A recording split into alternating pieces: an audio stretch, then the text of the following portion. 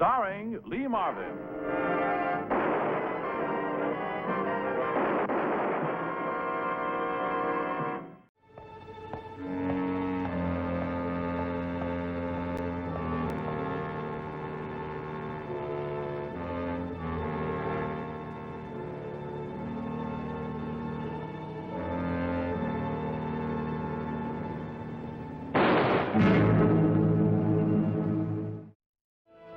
My name is Frank Ballinger, Detective Lieutenant, M Squad, a special detail of the Chicago Police.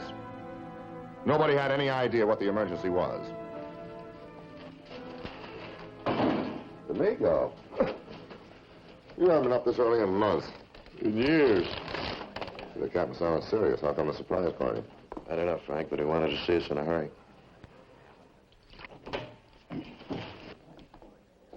Morning. Morning, Captain. I want you to listen to what I have to say.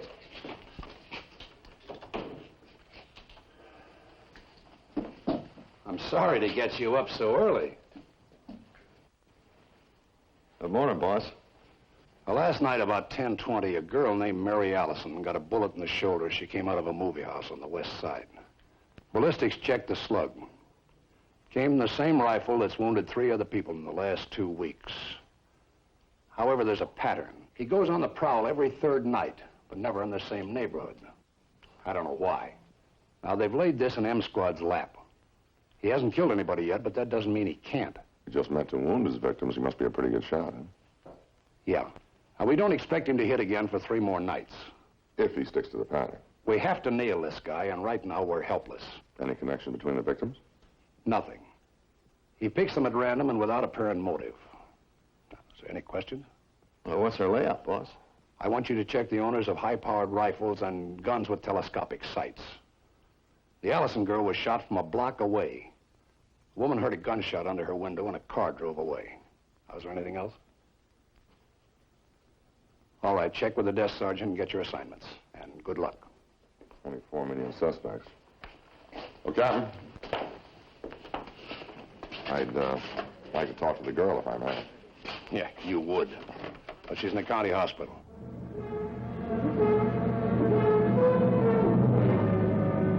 But why should anyone shoot at me? Well, I was hoping you could tell me, Miss Allison. But I don't have any enemies. I don't even know anyone here. No one? Well, I've only been in Chicago a couple of weeks. Oh, where are you from? Crown Point, Indiana. Well, was there anybody in Crown Point, Indiana, that might want to hurt you? They might have followed you here? No. No one. Excuse me. Sorry. Hello? Mary, is that you? Well, this is Bill. Bill Wesson. Hey, I read about what happened. Are you all right? Oh, yes, it's not bad. I'll be able to leave here tomorrow. Oh, that's good news. Look, Mary, I'd like to come up and visit you, but, well, hospitals make me kind of nervous. Well, that's all right, Mr. Wesson. I understand. Thanks for calling. I thought you said you didn't know anybody in Chicago. Oh, well, he's just a fellow who came into the store about 10 days ago to buy something and asked me for a date. Did you go out with him? Well, I don't believe in going out with men I don't know. Then you work in a store? Sporting goods. He comes in and looks around and then starts bothering me for a date. Did you ever think of complaining to the manager? Well, you know, what we used to call an oddball in school.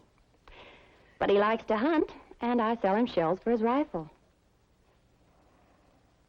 Oh, now, certainly you don't think that Bill Wesson...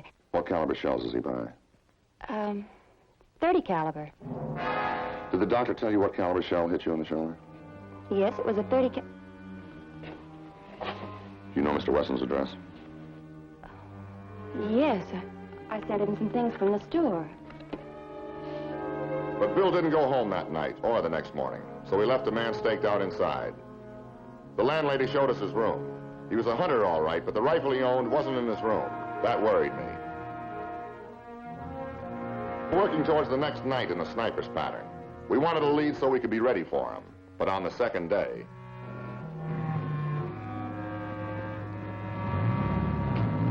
Mr. Endicott. Lou, Mr. Endicott's car.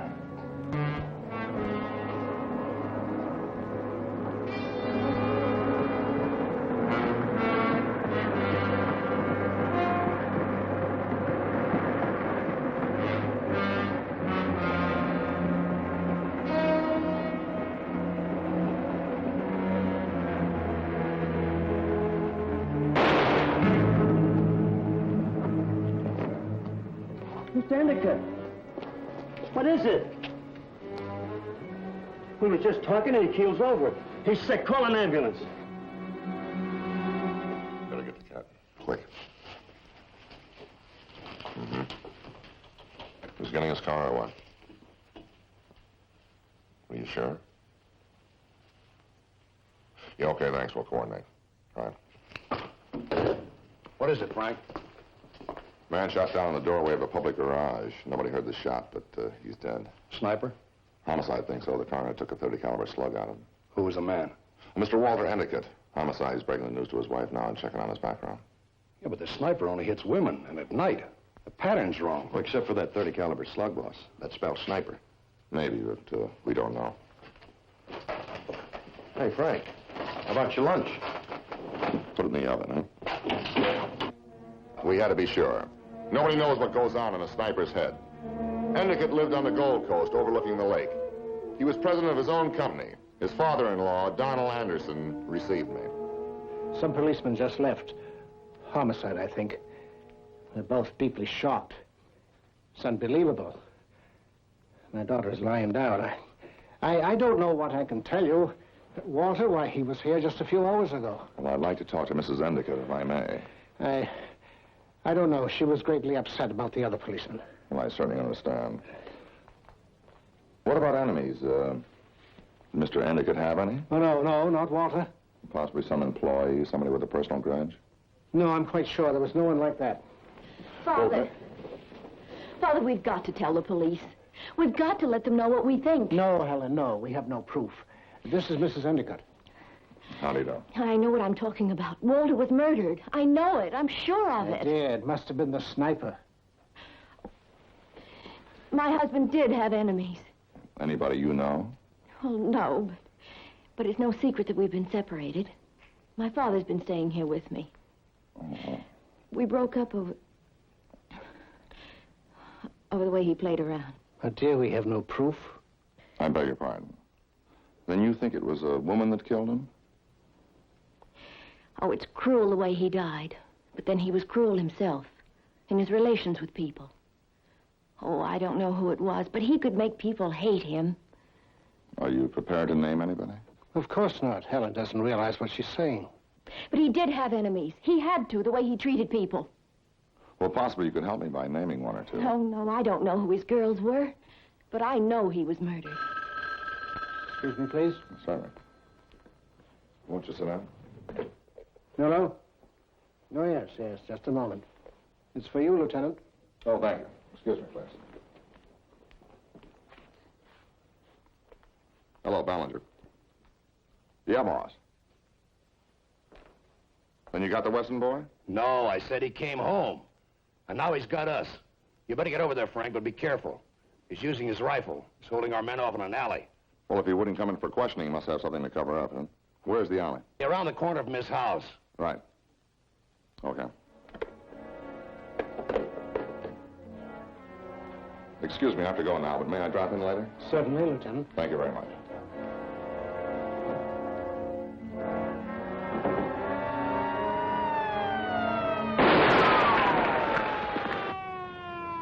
Now, don't you guys try to come in after me. You're not going to get me again. Throw your gun out, Wesson. We're police officers. Don't give me that.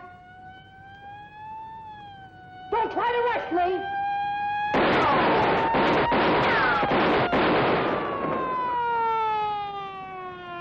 Get those people back.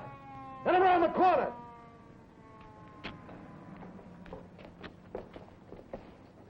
D'Amico? It's Wesson behind those stairs. He's off his head. Nice mess, huh?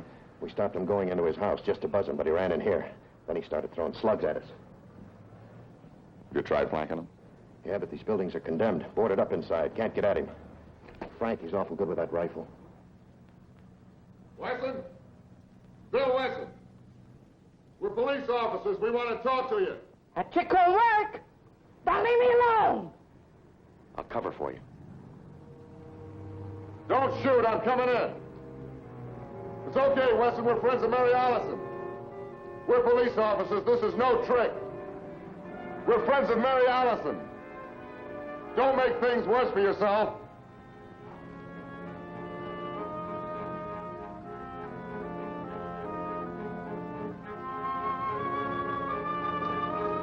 He's gone.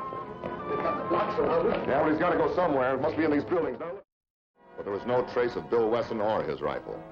Somehow he'd gotten through our cordon. He was still loose and a potential danger to everybody. I went back to M Squad where the captain had news for me. Oh, Joe, you take those down to the sergeant. Oh, Frank. Just got a call from ballistics. They can't tell anything from those slugs Wesson threw at you. We're too badly mashed up. What about weight and caliber? 30. But the rifling marks were destroyed when they slammed into that wall in the alley. I was afraid of that. However, the slugs that killed Endicott checked out. They were fired from the same gun that wounded the Allison girl and the others. It's a sniper job, all right. What about the line of fire? Have they located where the bullet was fired from yet? Well, homicide's checking that out now. I better look in, huh? The sniper's still our case. Yeah? If the bullet was fired from, we might get an identification on Bill Wesson. Sooner or later, someone had to see the sniper, if he stayed in business. I got up to the West Side garage where the homicide unit was working out the line of fire. The garage owner made a pretty good witness. No, I didn't hear any shot. We was talking and he just keels over. I thought he was sick. Maybe he was shot from a passing car. Well, even with the trains going by, wouldn't I hear the shot? A blast right outside the door? Oh, no, that didn't come from any passing car. Well, we figure this bird uses a telescopic sight and he probably shoots from a car, judging by the way the bullet enters the body, but not a moving car. Yeah, but this time Endicott was leaning forward. What do you mean? The coroner said the bullet entered on a slightly down angle. Oh? Would he drop something, picking up anything or what? No, he was standing up straight, just like you are. Would you mind showing us exactly? Yeah. Let's see, now. He was here, and I was there. Is that the way he was facing? Just like I am. Well, I'll never forget it. The coroner said the bullet went in about like this. He was standing up. Probably means it came from a higher level, like a window or something. But there aren't any over there. It's a vacant lot. Yeah, there's a row of old houses down there about a block away. That's sort of a hotel. You know, $2 a night. Should we give it a try? Yeah. Okay, Max. Yeah. Say, cut me in on the reward money if there is any, huh?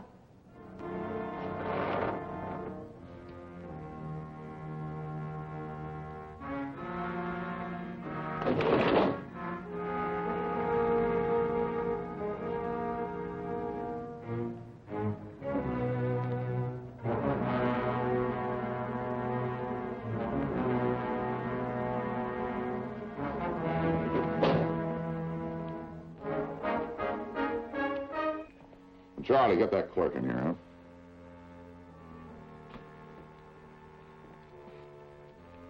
What do you want now? Look, we've checked all the rooms on this side of the building except this one. Did you see anyone leave this room? Questions, more questions. I didn't sign this party in last night. Then who did? The night man signed him in. The register says J. Smith. The writing looks like a woman. Where can I find the night man? You can't. He's with his folks in Montana. He's driving out. Won't be back for 10 days. Would you see anybody that might have been about, say, 5'8", 5'9", about 150 pounds, 32 years old or so, and sandy hair, kind of long face, blue eyes, sort of nervous-like? Yeah, there was a guy like that. I thought he had a room in the back. He checked out this morning. He was carrying an old-fashioned suitcase. Was that suitcase big enough to hold a rifle? A rifle? Yeah, if it came apart, I guess. How come you didn't hear the shot? I told you we're next to the tracks. The trains make a lot of noise. Charlie? Well, whoever J. Smith is, he or she didn't plan on staying very long.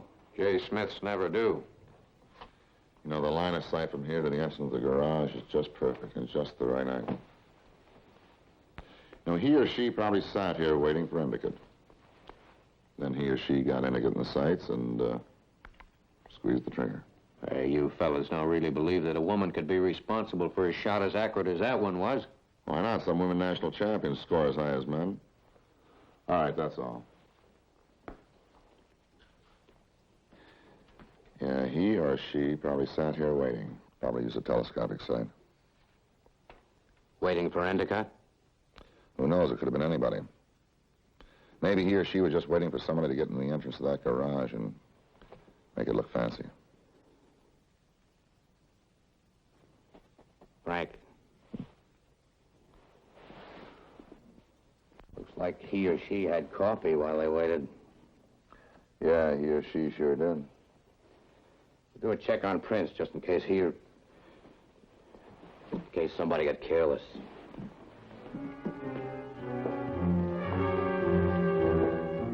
I had to consider who would gain by Endicott's death. That's rule number 1 in the murder case. I asked a few discreet questions and located Henry Hellstrom, an insurance broker. He agreed to meet me. But, Lieutenant, the ethics of my business hardly permit You consider it ethical to withhold information that might indicate motive for murder? Well, if you put it that way. I put it that way, Mr. Hellstrom. I see. Well, yes, Walter Endicott had 2 life policies with my company. One was in the amount of $40,000. Who was the beneficiary of that policy? His wife. But he was usually delinquent in his premium payments, so we canceled out just a month ago. Was Mrs. Endicott informed of the cancellation? Well, I wouldn't know. No claim has been made. What about the other policy? His company was a beneficiary in that one. They paid the premiums.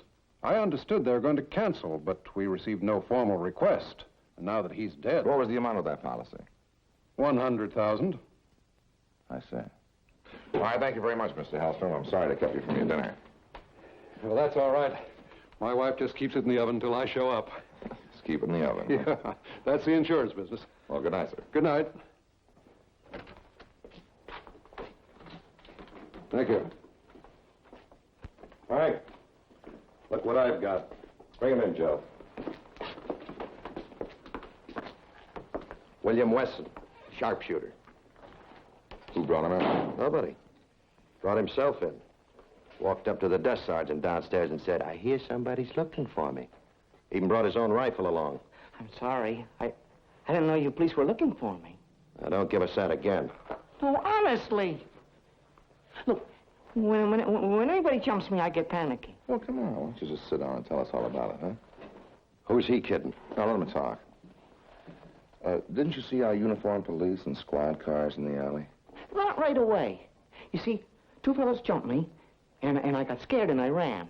Well, they were just our officers. They don't even want to question you. Oh, no, not them, not them. We tried to show you our identification, Wesson. Yeah, so did those other fellas. Yeah, but it was a stick-up, and they wanted my rifle. And, well, it was a mistake today, and I'm very sorry. What other guys are you talking about? Well, last month, 2 guys jumped me in an alley. It was a stick-up, but they said they were cops. See, I wasn't taking any chances. It checks. Filed a complaint last month. Somebody tried to rob him in an alley. Yeah, you see? Oh, come on, don't get panicky. Not around us. Well, I don't want my rifle stolen. It really means a great deal to me. Where's your rifle now? Sent it down to ballistics. Bill, would you tell me one thing? Sure. How'd you get out of the alley? The door. It bolted on the inside. And I got in a crate and I sat there until everybody stopped looking. But I'm really sorry about today. I am really sorry. Don't worry about it. We'll check your story out. D'Amico, why don't you take him down and book him on something as simple as resisting arrest? You're gonna arrest me? Come on, take it easy, Bill, huh?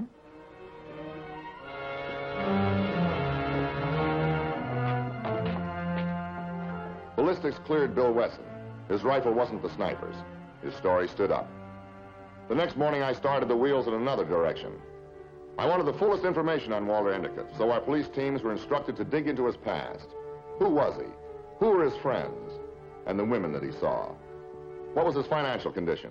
How did he spend his money? And I wanted a complete rundown on his wife. It was my hunch that we wouldn't hear from the sniper again. By the end of the week, the sniper hadn't fired a shot, but we had a good picture of Walter Endicott's life and business affairs, and some new questions to ask. We also knew a lot about Mrs. Endicott.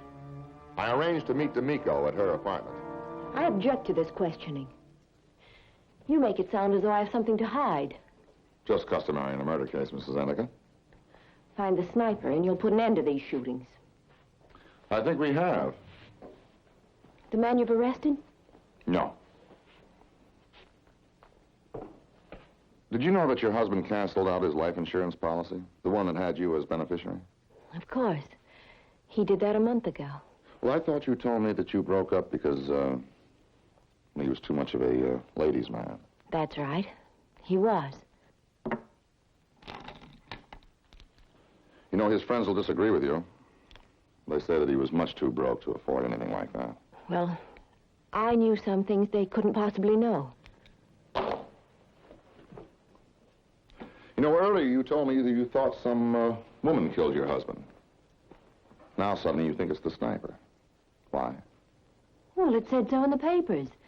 The police say so. Oh, you seemed awfully sure.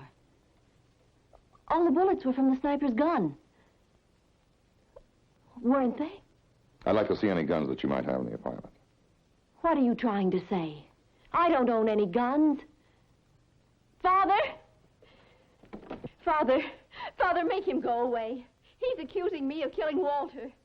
Frank, are you sure? Stick around.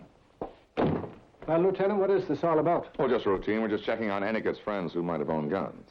My daughter doesn't own one. They terrify her. Surely you don't think she's the sniper. Oh, there is no sniper. That was just a trick. You know, like planting a lot of trees so that one tree wouldn't be noticed. It was a very deliberate act, carefully worked out to destroy a man. People were shot and wounded to create the illusion of a sniper on the loose, so that when Endicott was killed, it could be blamed on the sniper. Then we were called in to look for a psychopathic killer. But oddly enough, the shooting stopped with Endicott's death. Well, I don't understand. What motive was there? $100,000 insurance. Endicott's company was the beneficiary, and, Mr. Anderson, you own that company. Oh, yes. I bought Walter's stock almost a year ago. For $10,000. That covered his debts. Now you're on the verge of bankruptcy. You know, we have a hotel clerk that can identify the killer of Endicott. He was a very neat man, a man who couldn't help but arrange an ashtray, a water glass, and a cup of coffee while waiting for the kill. I don't see what this has to do with me. You'll pardon me while I get some medicine for my top coat. Oh, sir. Mr. Anderson, when you turn around, don't have that rifle in your hand. I have a .38 in mine.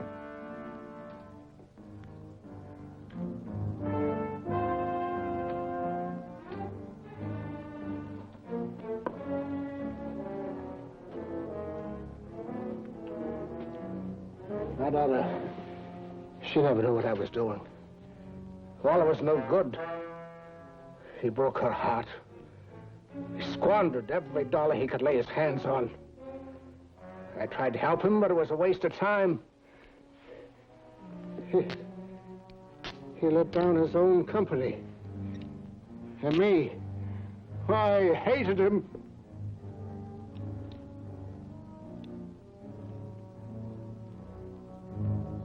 That machine put Anderson in prison where he died.